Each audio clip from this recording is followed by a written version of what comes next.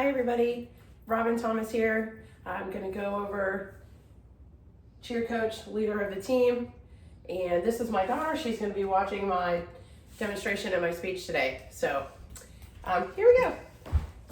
Cheer coach, leader of the team. As a cheer coach, you instruct, you lead, you teach, you demonstrate, you do all of the above to get the routine to where it needs to be. So have you ever watched a cheer routine and thought, wow, how did they do that? Well, it all starts with the cheer coach. She literally puts in her time, her effort, and makes a great routine with timing and all. Different ways that a cheer coach teaches. She leads the team. They do lots of practices. She makes up the routine and also gives proper hand placements so that way there's no injuries that are going to happen while they are learning or performing their routine.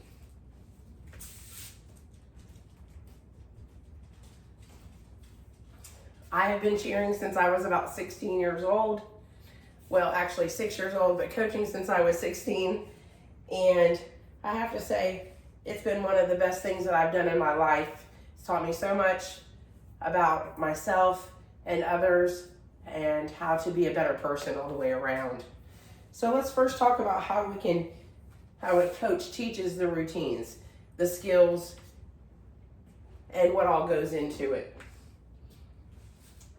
You're going to see here, we're also going to talk about the different parts that are involved, and we'll talk about the proper technique that it takes to do the stunting, the tumbling, and the teamwork that gets put all into the routine.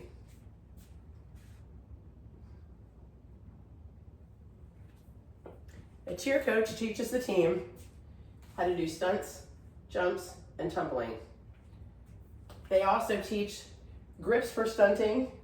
They assist by spotting, while their cheerleader is learning tumbling skills through lots of repetition and constructive feedback. According to the Federal State of High School Association, structured practice leads to qualified coaches significantly reducing the risks of injured and improve the performance of the cheerleaders. A quote from Coach Laura Martin states, "The basics are what keeps athletes safe. If we skip over the fundamentals, we're asking for trouble."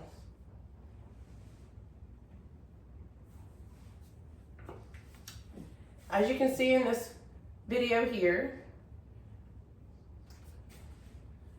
this is a flyer, coach, teaching the kids on the bump down players, you need to get back to this position. how to be positioned correctly, Okay, don't so they're not falling out of a stunt. Guess what? When we do transitional stunts, you're usually not just coming down, you're going from here and then you're going back up to something. She's telling them so if they're going down, they're going to come back up, maybe pull the heel stretch. They could pull the arabesque. Different stunts off of that one transition. Creating a routine includes many parts. What you see on that stage or on that mat doesn't just come easily. The coach has to work on the routine part by part with the music. You don't want to have your music hit a couple of fast beats and the students are just basically just standing there. So you really want to make sure that the motions and the sound effects all work together while you're planning that routine. In the University Cheerleaders Association, they give you an outline of what's required in routines. So the difficulty of the skills, the execution, it all is planned together to make that successful routine.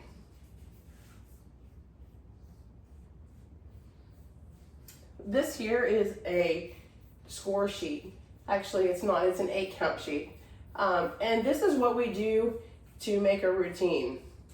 You have your intro, your opening, transitions, stunts, jumps, all the way down through. And as you can see, this is our 8-count.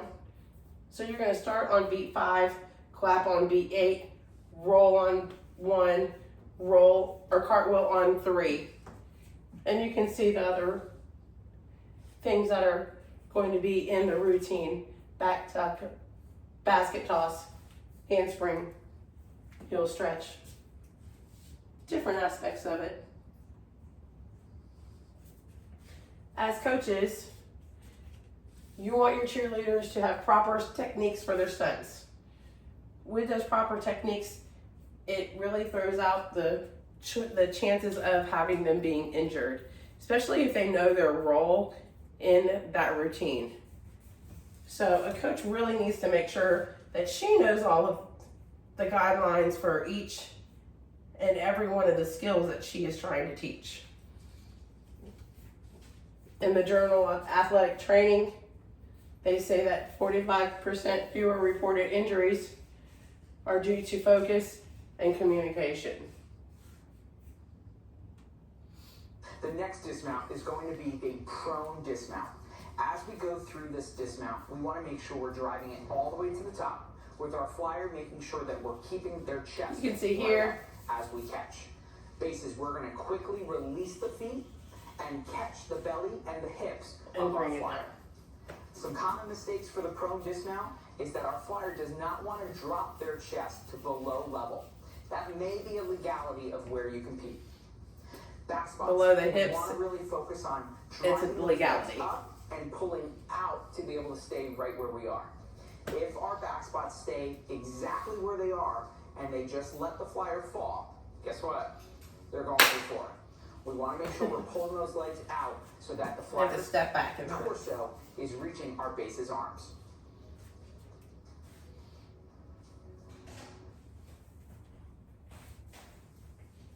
So cheer coaches, they teach, they guide, they inspire the team. They help the athletes build skills, routines, and require safety and give lots of motivation for teamwork. So remember, the next time that you see a cheer routine being performed, that routine has been put together by a dedicated coach, putting in a lot of hard work and a lot of time. Hope you now understand how important it is for a cheer coach to be involved and have the expertise and the knowledge to teach the children. Thank you. Hope you have a wonderful day.